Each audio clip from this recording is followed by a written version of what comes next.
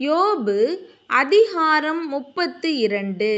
யோபு தன் பார்வைக்கு நீதிமானாயிருந்தபடியினால் அவனுக்கு அந்த 3 மனுஷரும் பிரதியுத்தரம் சொல்லி ஓய்ந்தார்கள்.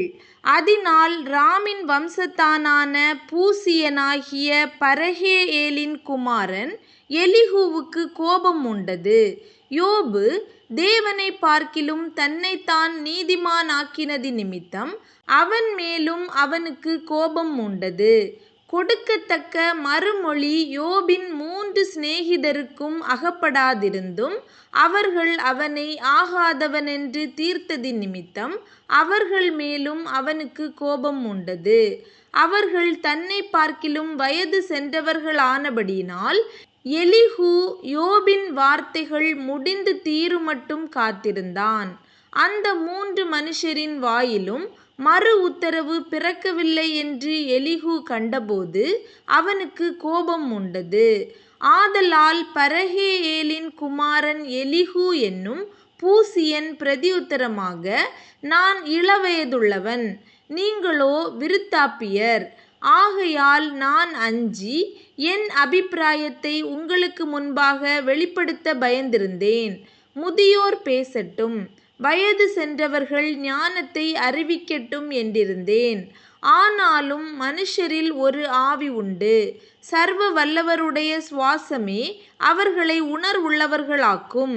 பெரியோர் எல்லாரும் ஞானிகள் அல்ல, முதியோர் எல்லாம் நீதியை அறிந்தவர்களும் அல்ல. ஆகையால் எனக்கு செவி கொடுங்கள், நானும் என் அபிப்பிராயத்தை வெளிப்படுத்துவேன் என்றேன். இதோ உங்கள் வசனங்கள் முடியுமட்டும் காத்திருந்தேன். நீங்கள் சொல்லத்தக்கதை ஆராய்ந்து தேடுமட்டும் உங்கள் நியாயங்களுக்கு செவி கொடுத்தேன்.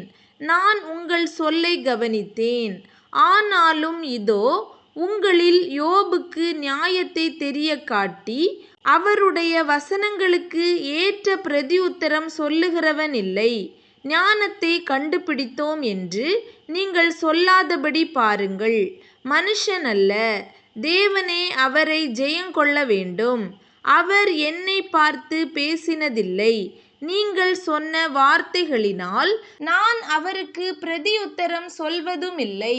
அவர்கள் கலங்கி அப்புறம் பிரதியுத்தரம் சொல்லாதிருக்கிறார்கள். அவர்களுக்கு பேச்சு அற்று போயிற்று. அவர்கள் பேசார்களோ என்று காத்திருந்தேன். ஆனாலும் அவர்கள் அப்புறம் மறுமொழி கொடாமலிருந்தபடியினால் நானும் பிரதியுத்தரமாக எனக்கு தோன்றிய மட்டும் சொல்லுவேன். நானும் என் அபிப்பிராயத்தை வெளிப்படுத்துவேன். வார்த்தைகள் எனக்குள் நிறைந்திருக்கிறது. என் உள்ளத்திலுள்ள ஆவி என்னை நெருக்கி ஏவுகிறது. இதோ என் உள்ளம் அடைக்கப்பட்டிருந்து புது துருத்திகளை முதலாய் பீற பண்ணுகிற புது இரசத்தை போலிருக்கிறது. நான் ஆறுதலடையும்படி பேசுவேன். என் உதடுகளை திறந்து பிரதியுத்தரம் சொல்லுவேன். நான் ஒருவனுடைய முகத்தை பாராமலும் ஒரு மனுஷனுக்கும் இச்சகம் பேசாமலும் இருப்பேனாக. நான் இச்சகம் பேச அறியேன். பேசினால் என்னை உண்டாக்கினவர் சீக்கிரமாய் என்னை எடுத்துக்கொள்வார்.